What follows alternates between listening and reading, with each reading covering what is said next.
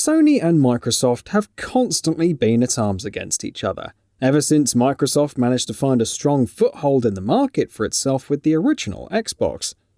Given the fact that both of these tech giants have impressive businesses excluding their gaming divisions, it makes sense on a commercial front to keep investing in areas that are known for a fact are sure to keep growing for the foreseeable. Hence, it seems somewhat commonplace to see a studio being acquired by these giants. Microsoft initially hit its stride with a streak of important acquisitions starting all the way back in 2018, with studios like Ninja Theory of Hellblade fame, Compulsion Games who developed We Happy Few, and Playground Games being brought in as a part of Xbox Game Studios. Microsoft then continued this hot streak with the acquisition of Double Fine in 2019, which was followed up by one of the biggest acquisitions in the industry. Microsoft bought ZeniMax Media, the parent company of Bethesda Softworks, for a grand total of $7.5 billion. ZeniMax's internal studios include the likes of Bethesda Softworks, known for its work on genre-defining RPGs like Skyrim and Fallout. There's also Arcane, who recently shipped Deathloop to great critical and commercial acclaim. Tango Gameworks, id Software, and Machine Games are also a part of the ZeniMax group of studios, all of which are now a part of the massive Xbox Game Studios library. That being said, Sony has also had its steady stream of acquisitions as what is looking to be a direct response to Microsoft's rapid growth. Sony started its streak with Insomniac Games, the developer behind the recent hit Ratchet & Clank Rift Apart, and has enjoyed a long history of building quality IPs for the PlayStation platform and briefly building Sunset Overdrive for the Xbox platform. Hey, this is a... Yes! Folks, we have a momentous day in store for you. Sony then continued with the acquisition of the Helsinki-based Housemarque, the developer behind the time-looping action-adventure Returnal. The giant has also recently acquired Firesprite Studios, which has made an acquisition of its own in the form of Fabric Games, coalescing to form one of the biggest development divisions in the UK. Ex-developers of Wipeout, alongside Nix's Software, known for its penchant for delivering mostly great PC ports, also joined the fray. Most recently, the long-rumoured Bluepoint Games acquisition also came to fruition. The war of acquisitions seemed to be an ongoing one, with the head of Xbox Phil Spencer and head of PlayStation Studios Herman Hulst publicly hinting that their respective companies will continue to be making investments in acquiring new studios.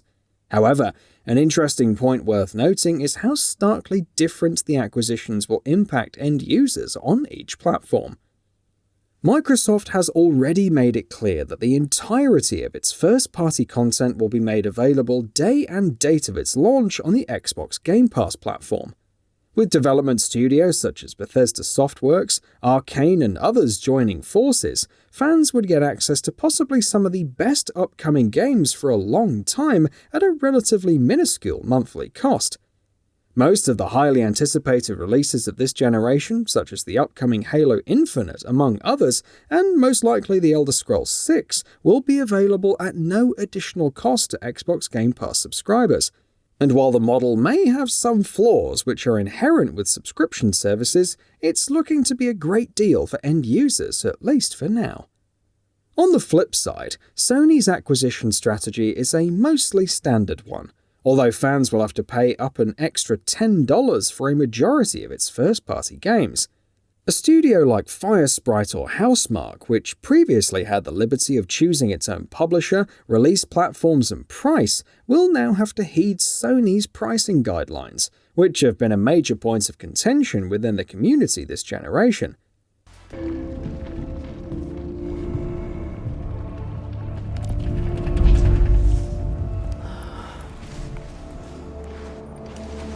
A game like Returnal costs the same as, say, Sony Santa Monica's God of War Ragnarok, even though the development budgets for the two games would be widely different.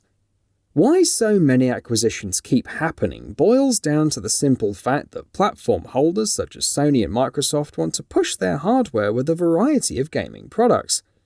Considering the fact that internal specifications for both machines are almost identical, platform holders have to resort to developing first-party games that are exclusive to the platform.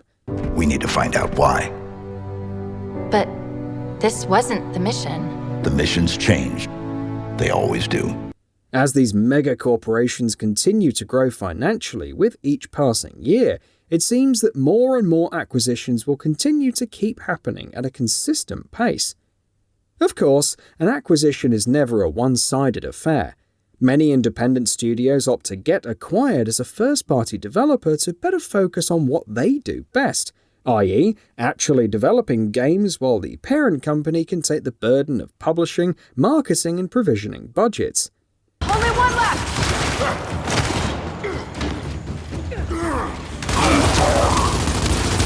The added burden of financially managing a studio can be monumental to an organization, even holding huge ramifications to its whole existence.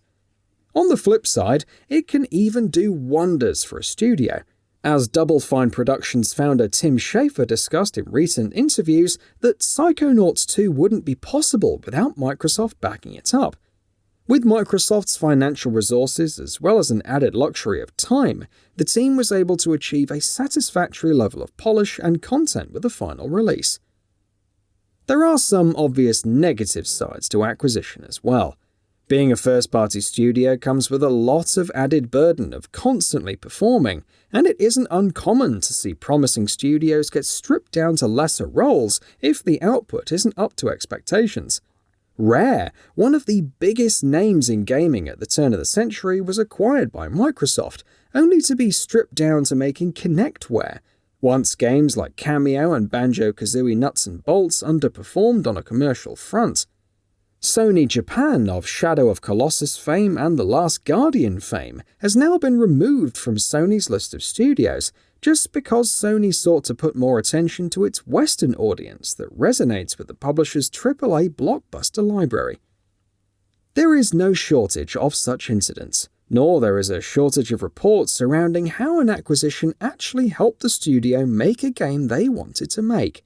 However, given the current scenario of the industry and platform holders' current market strategy, it seems likely that the constant jab of acquisitions between Sony and Microsoft will not come to a halt anytime soon. So, what are your thoughts on this? Go ahead and share them in the comments below. And if you like this video, please subscribe to the channel and enable all notifications by clicking the bell icon to get new video updates. We upload every day and would really appreciate your support. Thanks for watching.